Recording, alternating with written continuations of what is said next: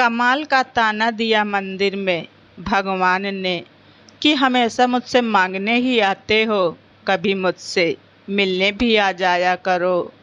एक सेठ जी के पास बहुत पैसा था। उनके बहुत बड़े बड़े बिजनेस चल रहे थे और जैसे जैसे उनका बिजनेस बढ़ता जा रहा था तो उस सेठ जी की भक्ति प्रभु में बढ़ती जा रही थी।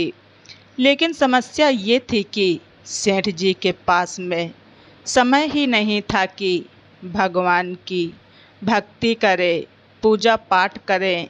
इसलिए उन्होंने बहुत सारे मंदिर तो बनवा लिए, लेकिन कभी स्वयं पूजा करने के लिए नहीं गए। उन्होंने मंदिर में पुजारी रख दिए और पुजारियों से कह दिया कि आप लोगों को सुबह शाम की आरती और पूजा पाठ इन मंदिरों में करना है। ये सब बोलकर सेठ जी घर में बैठकर खुश हो जाते हैं कि मंदिरों में पुजारी तो रख दिए हैं, वो सब भगवान की पूजा करते रहेंगे, वहाँ वो सब संभाल लेंगे और इससे ज़्यादा भगवान को चाहिए ही क्या। लेकिन एक बार उनके बिजनेस में बहुत बड़ा घाटा हुआ। वो ऐसे संकट में फंस गए कि जहां उन्हें 10 करोड़ रुपयों की आवश्यकता थी और जब उन्हें लगा कि मैं अब हर तरफ से घिर चुका हूँ, बर्बाद होने की कगार पर पहुँच चुका हूँ, पैसा कहीं से भी अरेंज नहीं हो पा रहा है, तो उस सेठ को याद आया कि मैंने इतने सारे मंदिर बनवाए हैं और भगवानों की स्थापना करवाई है, तो चलो चल कर के आज उनसे ही मांगते हैं। तो सुबह सुबह इस बात का सेठ जी ने बहुत ध्यान रखा कि सुबह सुबह बोहनी वाला जो समय है उस समय ही जाना है। सबसे पहले भगवान से मैं ही बात करूं, कोई और आकर कुछ और ना मांग ले और भगवान का मन खराब ना हो जाए। तो इसीलिए सबसे पहले सुबह सुबह ही सेठ दौड़ता हुआ मंदिर चला गया।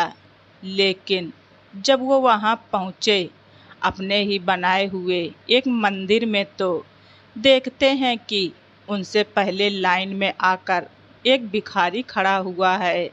तो सेठ जी का दिमाग खराब हो गया कि ये भिखारी मुझसे पहले आ तो गया और ये भगवान से पता नहीं क्या मांगेगा और भगवान का कहीं ये मन खराब ना कर दे, उनकी इच्छा ही खराब हो जाए कि क्या पता वो मुझे मेरा मांगा हुआ दें या ना दें।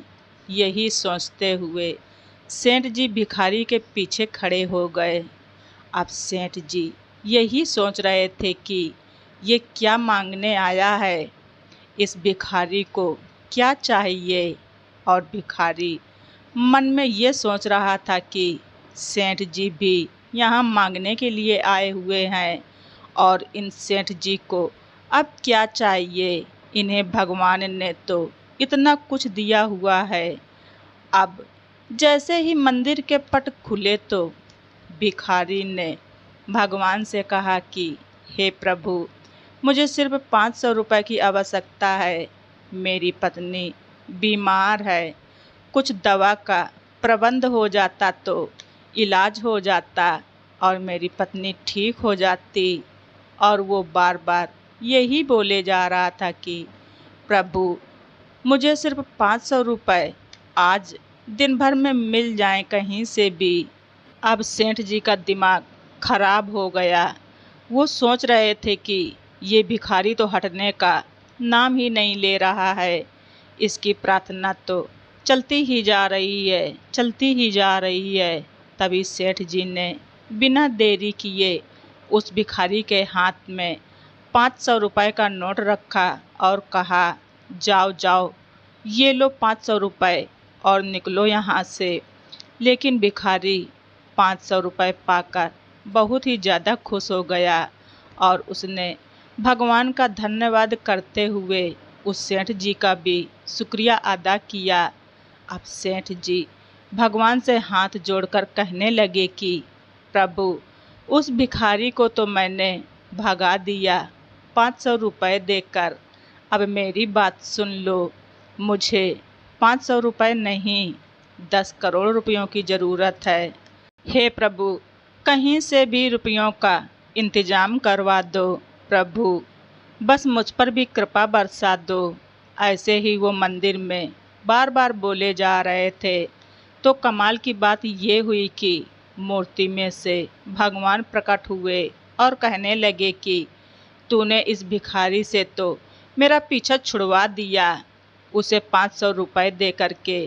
अब मुझे तुझसे भी बड़ा अधिकारी ढूंढना पड़ेगा जो आए और तुझे 10 करोड़ रुपए दे करके तुझसे मेरा पीछा छुड़वा दे।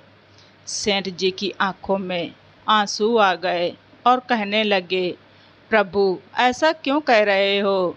तो भगवान ने कहा, बस यही तो सच है। तुमने इतने मंदिर बनवाए, इतना सब कुछ करवाया, लेकिन कभी मुझसे मंदिर में मिलने नहीं आए। आज आए भी तो तब आए हो जब तुम्हें कुछ मांगना है।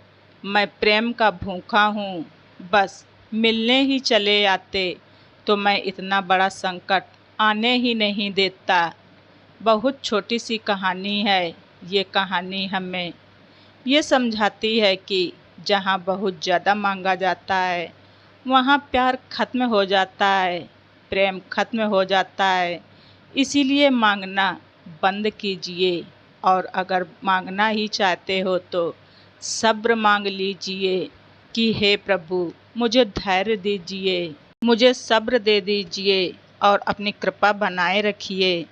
दोस्तों, जब भी आप मंदिर जाएं, चाहे आप किसी भी नाम से पुकारते हो, जब भी आप उनके दर पर जाएं तो उनसे मिलने के लिए जाएं, उनसे मांगने के लिए नहीं।